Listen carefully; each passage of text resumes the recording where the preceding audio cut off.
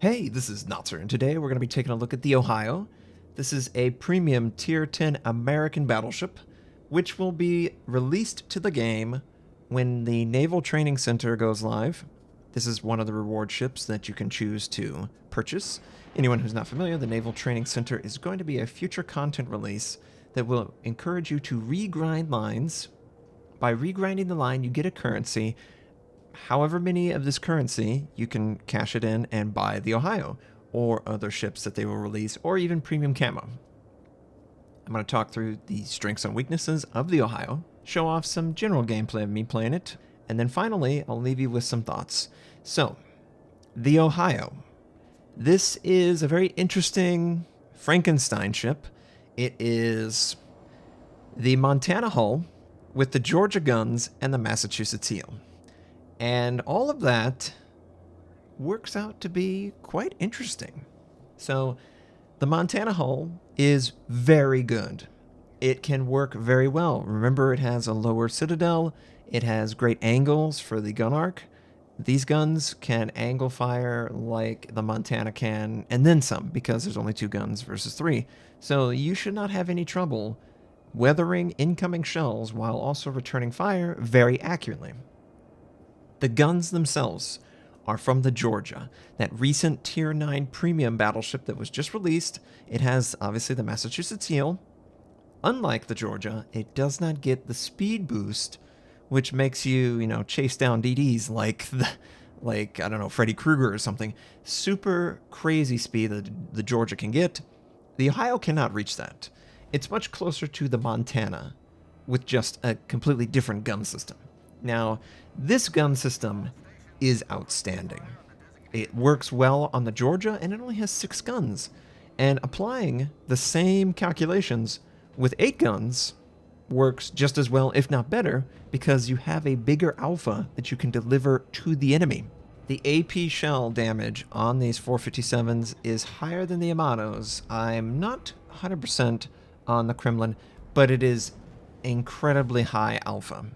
And with the accuracy, and I'm going to go through the accuracy, so let's just compare and contrast the Conqueror 457 8-gun setup to this one. Because both of them have, 8 457s. They obviously have different shell, HE, and AP, but the accuracy could not be more different. The Conqueror has around 300 meter dispersion, give or take, with the 457 layout. Whereas the Ohio, with this 457 layout, has closer to 200 maximum meter dispersion. And, that could not be any more different.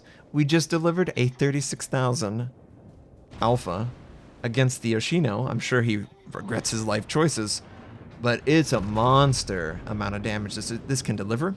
And it can consistently deliver it. Unlike the Conqueror 457, and I'm sure plenty of you have played it. 17,000. It's a big gun caliber, and it's accurate, and it really feels it.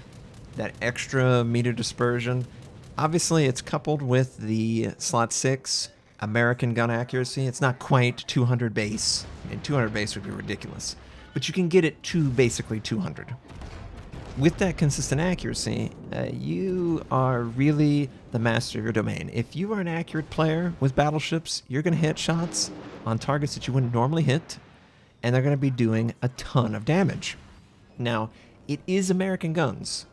These guns move pretty slow, so you're going to have to give plenty of lead towards the target. That's one of the balancing traits, I think, that they leave in for the Americans, because their shell arc is so potent. It's delivering the shell to a target that's in motion. That's where it's a little bit more of a challenge. But so far, my testing with the Ohio has just shown consistent gun accuracy round after round after round. As long as I'm consistent, the shells are going to be consistent. I've primarily fired mostly AP. This follows the general AP rule for the Americans. The super heavy AP, it's a little bit beefier, and it pays off more. You really only want to have to fire your HE shell if you have no other options. It's not as lucrative as the Conqueror would be, or, British battleship HE. Now, you might be wondering, Notser, there must be more traits than the guns. Well, there are some pretty happy traits with this. It has the Massachusetts heal, which is also on the Georgia. The heal is very fast recharging, 40 seconds, and it is allowing you to be more stuck in, more brawling. But you can also just play at range, and you can still have a consistent heal. Man, look at these salvos. We've already gotten up to 94,000 damage, and there's only 5 minutes in the game that have passed. You don't do this normally, but the accuracy of the Georgia, coupled with the 8-gun layout, it really shines.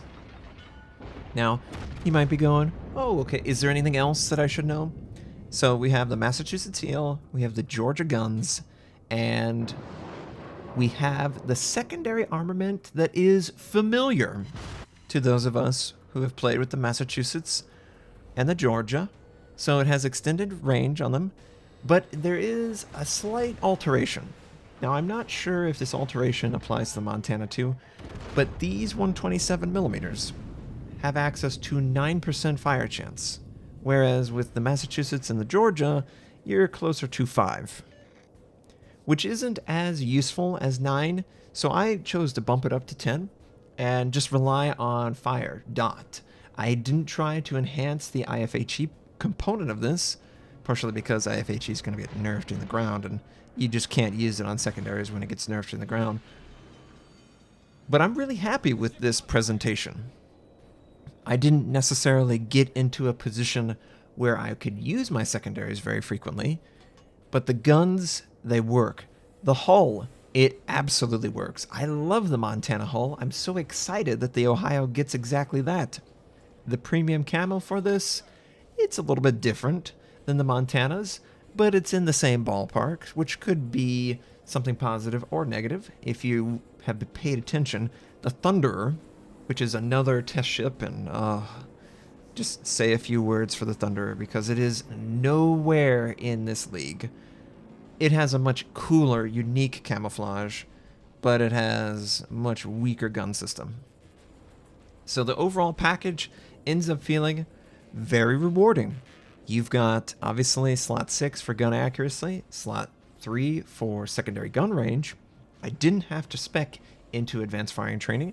I don't have to spec into manual secondaries because it does benefit from that 127mm increased American secondary accuracy.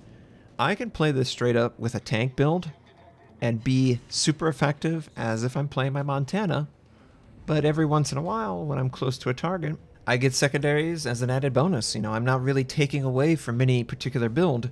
For American battleships in slot 3, you really don't get accuracy. You have to choose between faster turret traverse, AA, secondaries, and gun range. I wouldn't choose any of them. Now, the gun range is a little shallow.